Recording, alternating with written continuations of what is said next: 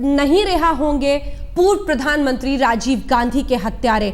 और इसी के साथ जयललिता की जल्दबाजी को लगा है बड़ा झटका, क्योंकि इस देश की सर्वोच्च न्यायालय ने यह कहा है कि इन हत्यारों की रिहाई पर अभी रोक लगी रहेगी। जब तक अगला फैसला नहीं आता है तब तक ये रोक लगी रहेगी। यानी बड़ा झटका है ये जयललिता के लिए। और इस बीच केंद्र की अपील को स्वीकार किया है सुप्रीम कोर्ट ने, केंद्र की दलीलों को स्वीकार किया है।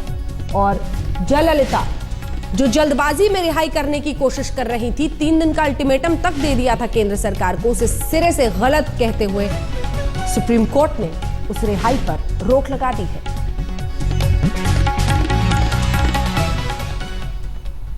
इस मुद्दे पर कपिल सिब्बल ने अपनी प्रतिक्रिया दी है। उनका यह कहना था कि नरेंद्र मोदी से लेकर पूरी की पूरी बीजेपी इस मामले पर चुप क्यों है, और उन्होंने यह भी कहा कि केंद्र इस फैसले से बिल्कुल सहमत नहीं है जयललिता के। सुनिए।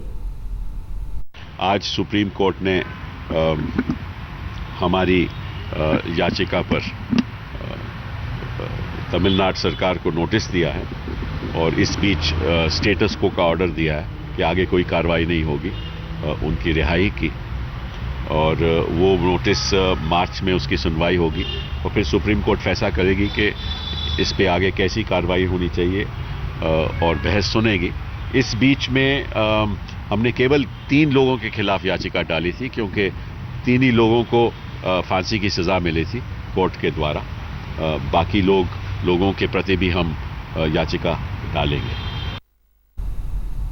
तो अन्य लोगों के खिलाफ भी याचिका डालेंगे, ये कहना है कपिल सिब्बल का। इस बीच तमिलनाडु सरकार के वकील राकेश द्विवेदी से बात की आज तक संवाददाता अहमद अजीम ने।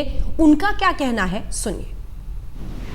हमारे साथ है राकेश द्विवेदी जी, जो कि तमिलनाडु सरकार के वकील हैं। क्या कुछ हुआ सुप्रीम कोर्ट में, उससे बात करते हैं। राकेश जी, ये बताइए क्या कुछ ब्रीफ में रहा फैसला? सुप्रीम कोर्ट ने अभी कोई फैसला नहीं दिया है। आज स्टेटस को 6 मार्च लगाया है और 6 मार्च तक के लिए जो है जवाब देना। 3 अभियुक्त जो इन्वॉल्व थे इस मैटर में, जिनकी सजा फांसी से घटा करके आजीवन कारावास की गई है, उनके संबंध में उन्होंने यथास्थिति बनाए रखने को कहा है। जी, आप लोगों का क्या कहना था? कोर्ट में क्या आर्गुमेंट किया? हम लोग का कहना है कि तमिलनाडु सरकार को संविधान के अंतर्गत पूरी शक्ति है कि वो ऐसे मामलों में विचार करके और जहां उचित समझे वो उस अभियुक्त को रिलीज कर सकते। सेंट्रल गवर्नमेंट का ये कहना था कि साहब 435 में सीआरपीसी 435 के तहत जो है केंद्र की मर्जी के बिना आप नहीं कर सकते हैं, क्योंकि उनका कहना है कि चूंकि केंद्रीय कानून इन्वॉल्व हैं इसमें, central agency, passport etcetera, arms act, जो कि सूची 1 में आते हैं संविधान की, तो इसलिए केवल उनको पावर है। तो हम लोग का कहना था कि जो ये केंद्रीय कानून है उसमें केवल 2 वर्ष की सजा दी गई थी पासपोर्ट एक्ट, आर्म्स एक्ट में, वो तो पूरी हो चुकी है। अब केवल सवाल इंडियन पीनल कोड का है, जो कि सूची नंबर 3 जो कंकरेंट लिस्ट है उसमें आता है ये विषय, इंडियन पीनल कोड। तो स्टेट को पावर अंडर 161 कॉन्स्टिट्यूशन। कोर्ट ने ये भी कहा कि जो है सभी को कम से कम सीआरपीसी के जो भी प्रोविजन है उसका एग्जैक्टली फॉलो करना चाहिए। नहीं, वो कोर्ट क्या कहेगी ये तो एग्जामिन करें। कोर्ट ने कहा हम इसको देखेंगे। इस बीच तमाम पार्टियों से प्रतिक्रिया आ रही है। राजीव गांधी के हत्यारों की रिहाई पर क्या राजनीति हो रही है? बीजेपी नेता प्रकाश जावड़ेकर से बात की आज तक संवाददाता रीमा पराशर ने। हमारे साथ हैं बीजेपी के नेता प्रकाश जावड़ेकर जी। प्रकाश जी, रोक लगा दी है सुप्रीम कोर्ट ने रिहाई पर, तो तमिलनाडु सरकार के फैसले को एक तरीके से झटका लगा। पहले दिन से ही भारतीय जनता पार्टी की यह हमेशा राय रही है कि कोई भी आतंकवादी कार्रवाई हो, कोई भी आतंकवादी हो, उसके साथ सख्त कार्रवाई होनी चाहिए, और यह हमारी राय हमेशा रही है। अब गांधी परिवार में ही एक सदस्य प्रियंका जाके अलग कहती है, राहुल अलग कहते हैं, वो उनके परिवार का मामला है, लेकिन हमारा रुख एकदम साफ है कि वहाँ हम कहते हैं कि आतंकवाद के साथ और आतंकियों से सख्ती से निपटना चाहिए। प्रकाश जी, जब यूपी और एनडीए की सरकार थी तो मर्सी पिटीशन पर कोई फैसला नहीं लिया गया, आपको लगता है उस पर भी जल्द से जल्द फैसला होना चाहिए था? 10 साल से यूपीए ने कुछ नहीं किया उस पर भी। नहीं, ये तो यूपीए को जवाब देना पड़ेगा। एनडीए की सरकार में भी नहीं हुआ था प्रकाश जी। तो ये थे प्रकाश जावड़ेकर, जो इस बात का जवाब देने से तो बचते रहे कि आखिर मर्सी पिटीशन पर क्यों दोनों ही सरकारें चुपचाप बैठी रहीं, लेकिन इस वक्त क्योंकि राजनीति गरमाई है तो ब्लेम गेम जरूर शुरू हो गया है। कैमरा पर्सन अश्वनी हेलन के साथ रीमा पराशर, दिल्ली, आज तक। तो ये वो सक्रियता है जो अब बाद में देखी जा रही है, क्योंकि सुप्रीम कोर्ट ने रिहाई पर रोक लगा दी है राजीव गांधी के हत्यारों के। लेकिन इससे पहले जो जल्दबाजी दिखा रही थी जयललिता, उस पर प्रधानमंत्री मनमोहन सिंह ने भी तीखी प्रतिक्रिया दी थी। उन्होंने कहा था तमिलनाडु सरकार का ये फैसला गलत है, जो जल्दबाजी दिखा रही है तमिलनाडु की सरकार वो ठीक नहीं है। राजीव के हत्यारों की रिहाई का फैसला गलत है, तमिलनाडु सरकार को अपने इस फैसले पर आगे नहीं बढ़ना चाहिए। प्रधानमंत्री ने कहा कि राजीव गांधी की हत्या हिंदुस्तान की आत्मा पर हमले जैसा था। पूर्व प्रधानमंत्री, देश के महान नेता और निर्दोष लोगों के हत्यारों की रिहाई न्याय के खिलाफ होगी। किसी भी सरकार और राजनीतिक दल को आतंक के खिलाफ लड़ाई में कमजोर नहीं होना चाहिए।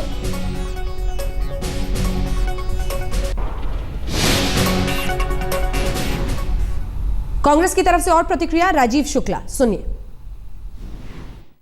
सुप्रीम कोर्ट ने राजीव गांधी के हत्यारों की रिहाई पर फिलहाल रोक लगा दी है। हमारे साथ बातचीत करने के लिए है केंद्रीय संसदीय राज्य मंत्री राजीव शुक्ला जी। राजीव जी, क्या कहेंगे सुप्रीम कोर्ट के फैसले? नहीं, सुप्रीम कोर्ट ने जो स्टे लगाया अच्छा है। मैंने उस दिन भी कहा था कि सुप्रीम कोर्ट के आदेश को पहले जो है हमें एनालाइज करना चाहिए और तुरंत टिप्पणी नहीं करनी चाहिए। आज सुप्रीम कोर्ट ने उस पर स्टे लगाया, एकदम सही कदम है। और जिससे तमिलनाडु की जयललिता पूरी तरह से जयललिता सरकार एक्सपोज होती है कि जिन्होंने राजनीतिक फायदे के लिए इस तरह जल्दबाजी कर रही थी कि प्रधानमंत्री के हत्यारों को छोड़ने की कोशिश कर रही थी।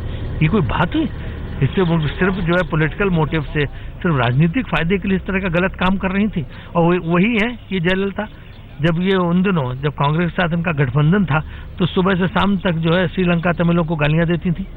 लेकिन सर, देरी कहीं ना कहीं सरकार की वजह से भी हुई कि दया याचिकाएं निस्तारित नहीं हो पाई, जिसके चलते सुप्रीम कोर्ट को ये करना पड़ा। प्रोसीजर होता है, प्रक्रिया होती है, ये सरकार हमेशा प्रक्रिया का पालन करती है। बहुत बहुत शुक्रिया आप सबसे बात करने के लिए। तो बात बड़ी सीधी है, सुप्रीम कोर्ट के फैसले का कांग्रेस पार्टी स्वागत कर रही है।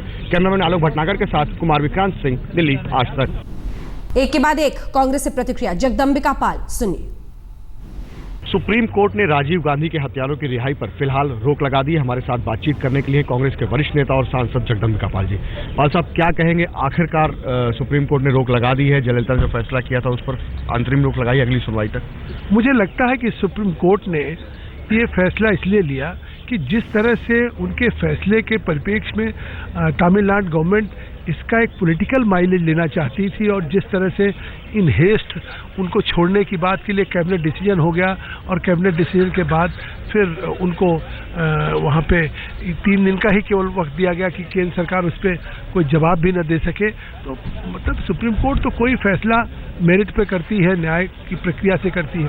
अब उन्होंने तो उस आधार पे कि जो हत्यारे बहुत दिनों तक बंद थे, दया याचिकाएं नहीं निस्तारित हुई, उनका मृत्युदंड से उनको आजीवन कारावास दिया गया था। और स्टेट गवर्नमेंट में जो एक अधिकार निहित है कॉन्स्टिट्यूशन के तहत, स्टेट गवर्नमेंट उनको छोड़ने पे भी अधिकार है। लेकिन ये नहीं कहा था सुप्रीम कोर्ट ने।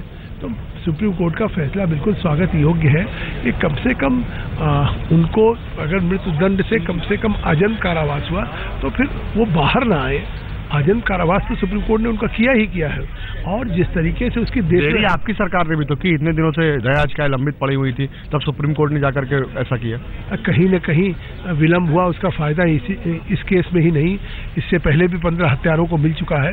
तो अब आगे कहीं न कहीं सोचना होगा कि दया याचिकाओं को निस्तारित करने में या उसको भेजने में सरकार को देर नहीं करनी चाहिए। बहुत बहुत शुक्रिया आप सबसे बात करने के लिए। तो ये थे जगदम्बिका पाल, जो कि कहते हैं सुप्रीम कोर्ट के फैसले का हम स्वागत करते हैं। कैमरामैन आलोक भटनागर के साथ कुमार विक्रांत सिंह, दिल्ली आज तक।